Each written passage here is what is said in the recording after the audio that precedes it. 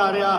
आओ सनम मानचेस्टर चले, मैं तो पीटर की दीवानी हूँ, माँ की दुआ, अंदाज अपना अपना, George Jatt, very good, thank you very much.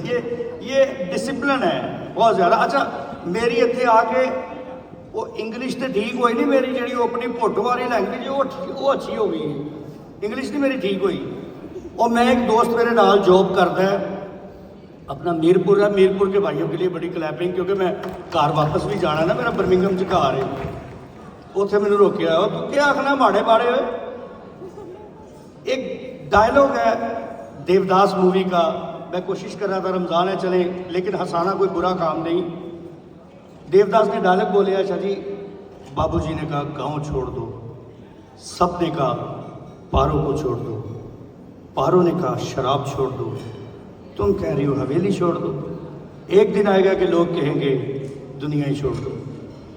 हुण अगर देवदास होए साडे मीरपुर का तो वह की कहेगा, बाबू जी ने मी आख्या ने कि तुसां गराई छोड़ दिओ, ते गराई वाले ने मी आख्या ने कि तुसां जिहड़ा ना अल्लाह सुना ने हवाले, तुसीं ना पारों नूं तो छड़ो ना पहले, ते पारों मी आख्या, थैंक यू वेरी मच, ते पारों मी आख्या कि ते तुसां ना शराब जब तक तुसां ने पहले शराब छोड़नी पेगी आ, तो एक दिन आएगा सब ने कहना अल्लाह सुना ने हवाले दुनिया ही छोड़ दो। थैंक यू वेरी मच, ऐ फर्क है।